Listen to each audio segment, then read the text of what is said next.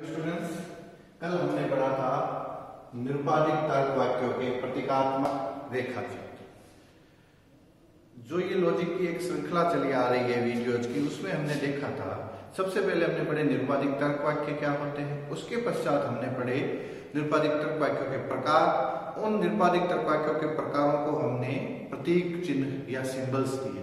Symbols देने के बाद उनका एक डायग्राम बनाया या एक रेखा चित्र बनाया कि भाई निरुपाधिक तर्क वाक्यों को रेखा चित्रों के रूप में कैसे व्यक्त किया जा सकता है। उसके लिए मैंने आपको बताया था, आज हम फिर एक बार उसका रिवीजन कर लेते हैं। कोई भी तर्क वाक्य होता है उसमें एक उद्देश्य पद होता है, एक विधेय पद होता है। ये बात हम सभी अच्छे से जानते हैं। उद्देश्य पद सब्जेक्ट, विधेय पी। इसको मैं एलोबरेट कर देता हूं। पी विधेय पद या फिर प्रेडिकेट।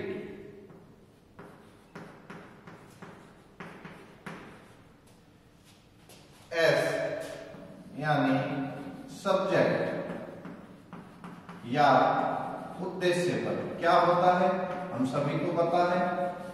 किसी निरुपाधिक तर्क वाक्य में जिसके बारे में कहा जाता है वह उद्देश्य, और उद्देश्य के बारे में जो कुछ कहा जाता है उसे विधेय कहते हैं।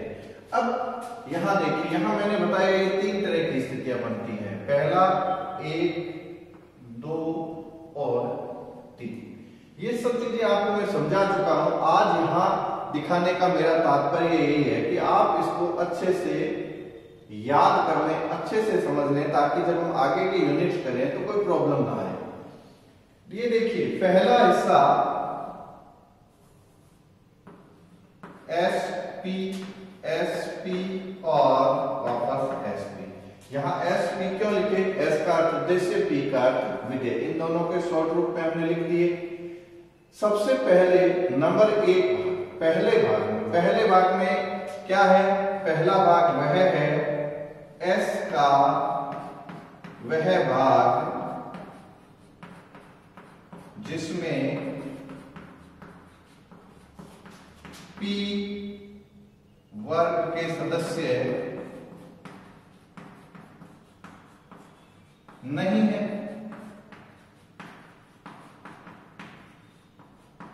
देखिए यहां आपको सीधा दिख रहा है एस का वह भाग जिसमें पी के सदस्य नहीं है। दूसरा, इसमें एस भी है और पी भी है, कॉमन है। एस एवं पी दोनों के या दोनों वर्ग के सदस्य हैं, उपस्थित हैं।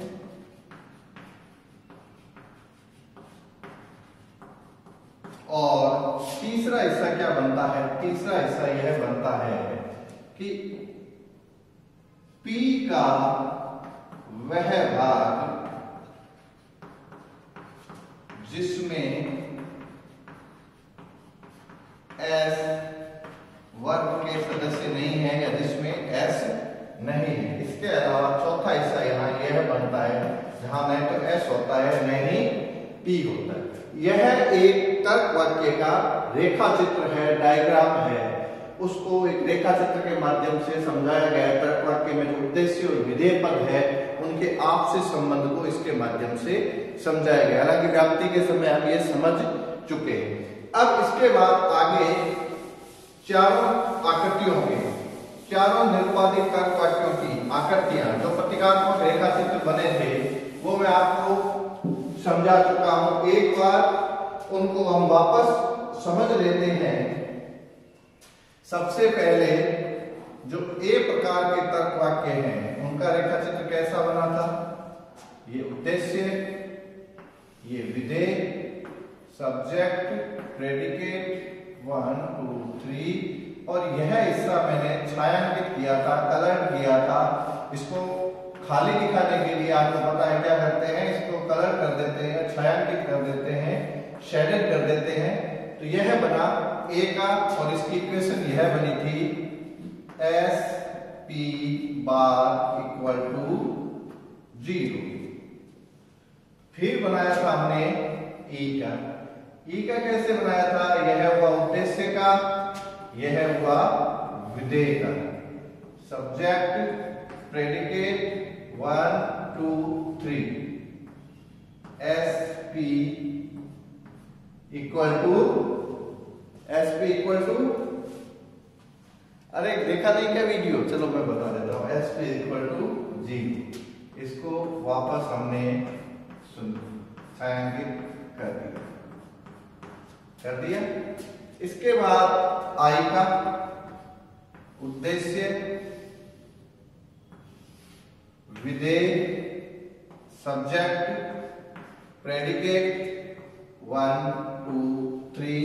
इसका बनेगा SP नॉट इक्वल टू 0। मतलब S और P का कॉमन भाग 0 के बराबर नहीं है, तो वहां क्या है? कुछ सदस्य हैं। कितने हैं? X हैं। यह बना I का और O का रेखा चित्र। उद्देश्य, विधेय, सब्जेक्ट प्रेडिकेट 1 2 3। इसका क्या बनेगा? S P bar not equal to 0। S का वह भाग जो P में नहीं है, 0 के बराबर है, अर्थात वो क्या है? इसमें कुछ सदस्य हैं। कितने हैं हमें नहीं पता, तो हमने इसको X के माध्यम से दिखा दिया। तो यह हुए निरुपाधिक तर्क वाक्यों के प्रतीकात्मक रेखा चित्र।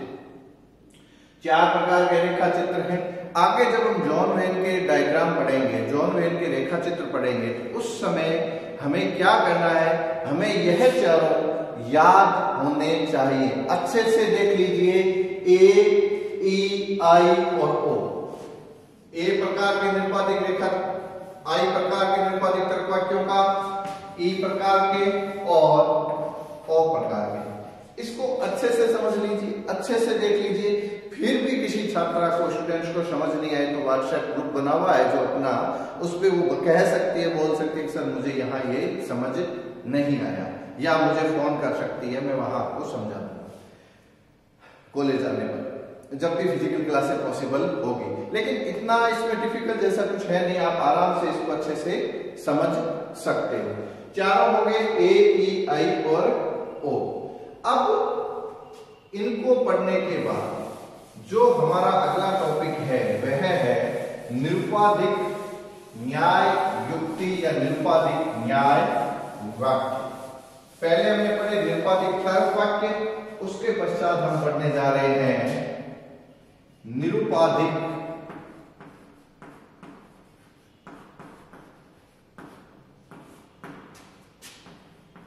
न्याय युक्ति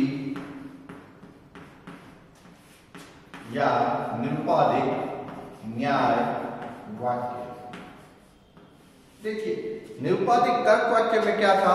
एक तर्क वाक्य था जिसमें किसी भी प्रकार की कंडीशंस नहीं थी, एक परिमाणक था, उद्देश्य, विधेय और संयोजक था। लेकिन न्याय वाक्य में या न्याय युक्ति में, आर्ग्यूमेंट में, युक्ति में क्या होता है? सिलोजिज्म।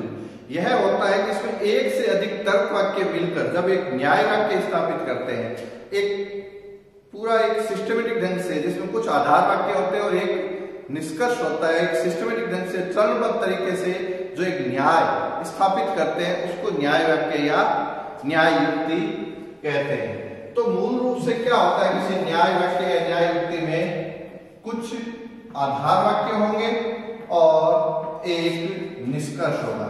जैसे हम साधारण से साधारण लें तो किसी युक्ति में कुछ आधार वाक्य होंगे और एक निष्कर्ष होगा। यह ध्यान रखना है कि न्याय वाक्य कैसा भी हो, निरुपाधिक हो, बिना निरुपाधिक हो, निष्कर्ष सदैव एक होगा। आधार वाक्यों की संख्या आवश्यकता अनुसार कम या अधिक हो सकती है, लेकिन एक से सदैव अधिक होगी। लेकिन जब बात हम निरुपाधिक न्याय युक्ति या न्याय वाक्य की करते हैं तो इनमें दो आधार वाक्य और एक निष्कर्ष होगा। देखिए, इसका एक उदाहरण आपको लिखवाता हूं।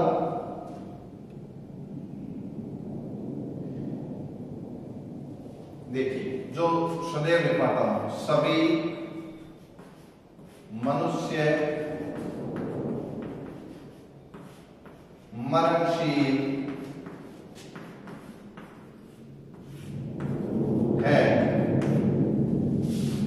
सभी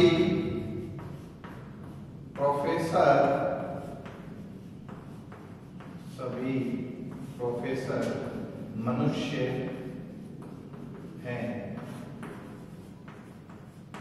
निष्कर्ष अतः है सभी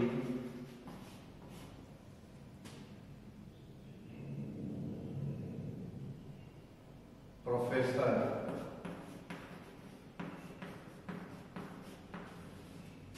मरणशील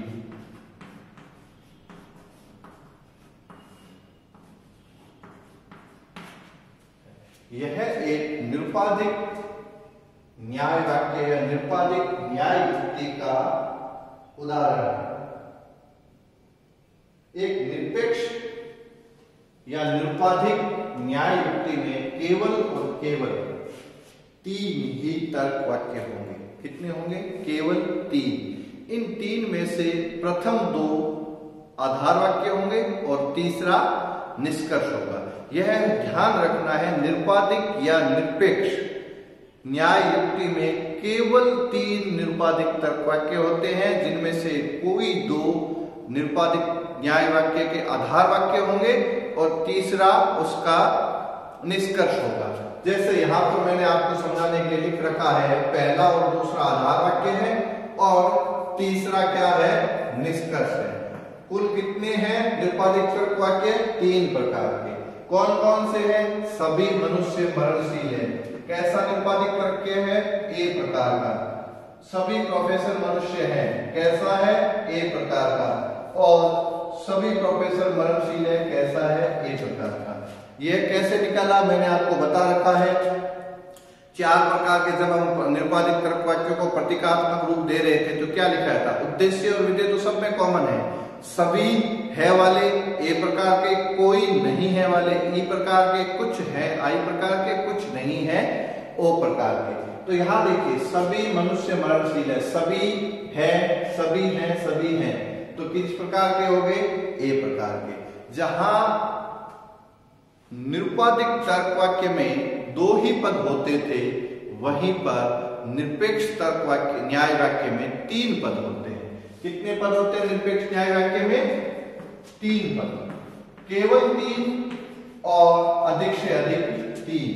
ना तो 3 से कम होंगे, ना 3 से अधिक होंगे। तो देखिए, निरपेक्ष न्याय वाक्य में कैसे 3 का सिस्टम चल रहा है। निरपेक्ष न्याय वाक्य में निरुपाधिक तर्क वाक्य कितने होते हैं? 3। पद कितने होते हैं? 3। अब देखिए वहां कौन कौन से 3 पद होते हैं। 2 पद के बारे में तो हमने पढ़ रखा था। कौन कौन से होते हैं? पहला पद उद्देश्य पद, दूसरा विधेय पद। इसके अतिरिक्त निरपेक्ष न्याय वाक्य में तीसरा पद मध्यम पद होता है। पहला उद्देश्य पद, दूसरा विधेय पद,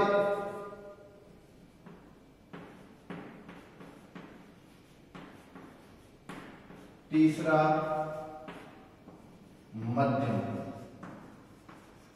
अब आपके समक्ष सवाल आता है, सर उद्देश्य पद और विधेय पद के बारे में तो हमने पढ़ रखा था, लेकिन ये मध्यम पद क्या होता है? इन पदों को कैसे पता किया जाता है कि निरपेक्ष न्याय वाक्य में पदों को कैसे जाना जाए? तो सबसे पहले क्या करना है, जब भी हमारे सामने निरपेक्ष न्याय वाक्य आए तो उसमें सबसे पहले निष्कर्ष को पहचानना है। सबसे पहले क्या करना है? निष्कर्ष को पहचानना है। तो सवाल आएगा, सर निष्कर्ष को कैसे पहचानेंगे? निष्कर्ष को पहचानने के लिए हमें क्या करना है? निष्कर्ष हमेशा अतः है। इसलिए इस तरह के जो वाक्य हैं उनके बाद शुरू होने वाला प्रत्येक वाक्य क्या होता है? निष्कर्ष। अतः है, इसलिए, इस प्रकार से, इसके पश्चात शुरू होने वाला प्रत्येक निरुपाधिक तर्क वाक्य निष्कर्ष होता है। उसको सबसे पहले नीचे लिख दिया जाता है, निष्कर्ष लिख के। निष्कर्ष लिख दिया, निष्कर्ष लिखते उसकी हम पहचान कर लेते हैं कौन से प्रकार का है। कौन से प्रकार का करने के बाद हम उसमें उद्देश्य और विधेय पद की पहचान कर लेते हैं। उद्देश्य पद की पहचान का क्या तरीका है? किसी निरुपाधिक तर्क वाक्य में जिसके बारे में कहा जाता है वह उस निरुपाधिक तर्क वाक्य का उद्देश्य पद या सब्जेक्ट कहलाता है। तो यहाँ किसके बारे में कहा जा रहा है? सर प्रोफेसर के बारे में कहा जा रहा है। तो यह क्या हो गया? हमारा उद्देश्य हो गया। सब्जेक्ट हो गया। फिर उसके पश्चात सब्जेक्ट के बारे में जो कुछ कहा जाता है उसे कहा जाता है विधेय पद। तो यह क्या हो गया? विधेय पद P। तो यह दो पदों की तो हमने पहचान कर ली, उद्देश्य की कर ली और विधेय पद की कर ली। अब देखना यह है कि देखो तीन पद है, तो उसके पश्चात अब फिर एक सवाल आता है। फिर सवाल क्या आता है? सर निष्कर्ष तो हो गया, अब हमें कैसे पता चलेगा कि एक नंबर पे कौन सा आधार वाक्य आएगा और दो नंबर पे कौन सा आधार वाक्य आएगा? तो इसके लिए क्या करना है? इसके लिए सबसे पहले निष्कर्ष में जो विधेय आया हुआ है, निष्कर्ष में विधेय क्या आया हुआ है? मरणशील। तो इसको छोड़ते हुए बाकी दो जो निरुपाधिक तर्क वाक्य बचे हैं जिनमें ये विधेय पद प्रयुक्त हुआ है वो सबसे ऊपर जाएगा, वो पहला आधार वाक्य बनेगा। तो किसमें आया हुआ है? मरणशील में। तो ये मरणशील वापस क्या हो गया? विधेय पद। ये शॉर्ट रूप मैंने लिख दिया, आपको बार बार समझा ही चुका हूं। उद्देश्य को हम क्या लिखते हैं? S। विधेय को क्या लिखते हैं? P। और मध्यम पद को लिखेंगे M, मिडिल टर्म। तो P हो गया, ये पहले पे आ गया। अब पहले पे आ गया तो उद्देश्य पद। अब हमारे पास क्या है? उद्देश्य पद वाला हमेशा दूसरा आधार वाक्य बनेगा। पहला आधार वाक्य किसको बनाना है? पहला आधार वाक्य उसको बनाना है जो निष्कर्ष में विधेय पद आया है, वह पद बाकी किसी अन्य आधार वाक्य में प्रयुक्त हुआ है तो वह आधार वाक्य पहला आधार वाक्य कहलाता है। पहला हो गया सभी मनुष्य मरणशील। अब इसको देखने के बाद अगर हम इन परिमाणों को हटा देंगे, ये सभी क्या है? क्वांटिफायर्स है, परिमाणक है। परिमाणक हमने पढ़ चुके हैं गुण और परिमाण में। यह क्या है? परिमाण को सूचित करते हैं, किसी तर्क वाक्य के परिमाण को सूचित करते हैं। इनको हटा दें या फिर ये जो संयोजक है इन संयोजक को हटा दें, उद्देश्य और विधेय पद को हटा दें, तो एक पद ऐसा बचता है हमारे पास। एक पद, ध्यान से देखिए इसको, ध्यान से सुनिए मेरी बात को। एक पद ऐसा बचता है जो आधार वाक्यों में तो प्रयुक्त हुआ है लेकिन निष्कर्ष में प्रयुक्त नहीं हुआ। वह पद है मनुष्य का। इसको कहेंगे हम मध्यम पद। अब मध्यम पद क्या हो गया? मध्यम पद हो गया ऐसा पद जो आधार वाक्यों में तो है लेकिन निष्कर्ष में नहीं है। तो यह हो गए किसी निरपेक्ष न्याय वाक्य में प्रयुक्त होने वाले पद। कितने प्रकार होते हैं इन पदों के? तीन पद। अब तीन प्रकार होते हैं, उद्देश्य, विधेय और मध्यम। अब इसको वापस पुनः दोबारा से पढ़ते हैं। किसी भी निरपेक्ष या निरुपाधिक न्याय वाक्य या न्याय युक्ति या सिलोजिज्म, कैटेगोरिकल सिलोजिज्म, इनमें केवल और केवल, कम या अधिक कुछ भी, कितने होंगे तर्क वाक्य?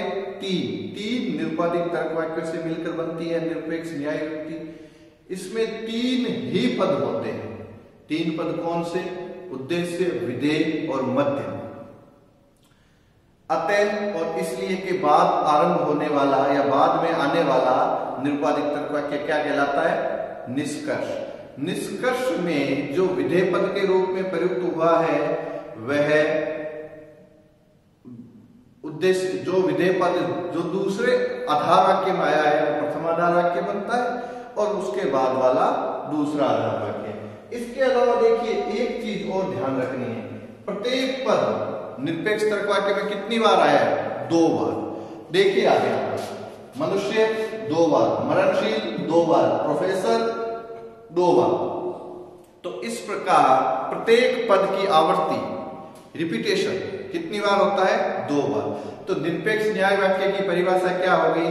केवल और केवल 3 निरुपाधिक तर्क वाक्यों से मिलकर बनने वाले न्याय वाक्य जिसमें 3 पद होते हैं कम से कम, अधिक से अधिक, या केवल और केवल 3 पद होते हैं, उद्देश्य, विधेय और मध्यम। प्रत्येक पद की आवर्ती 2 बार होती है।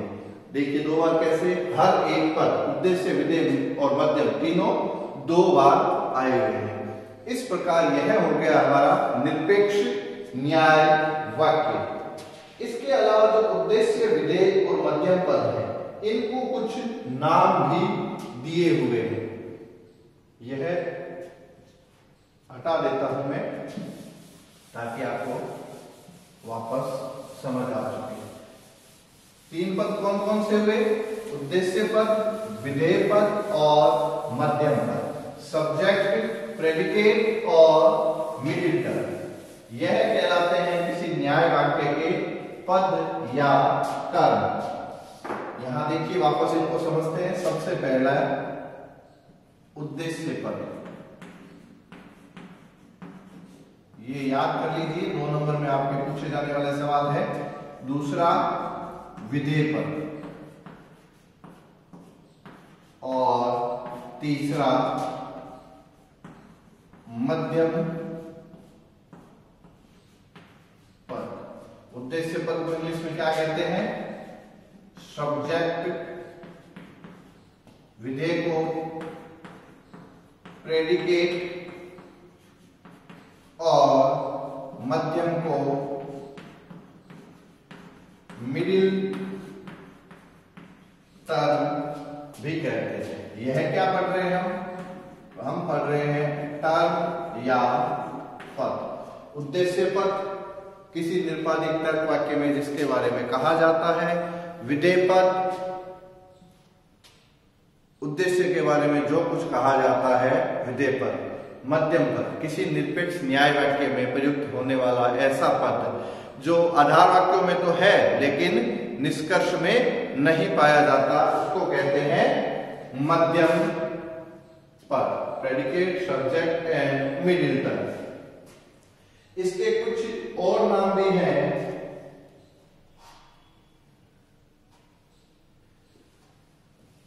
सब्जेक्ट को पक्ष पद भी कहा जाता है, 2 नंबर में पूछा जाता है पक्ष पद।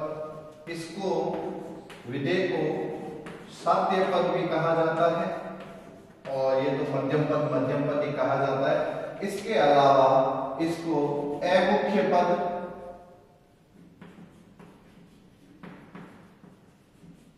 सब्जेक्ट को अमुख्य पद और विधेय को मुख्य पद भी कहा जाता है। यह 2 नंबर में पूछे जाने वाले, इंग्लिश में इसको लिखे हैं तो इसको कहते हैं माइनर टर्म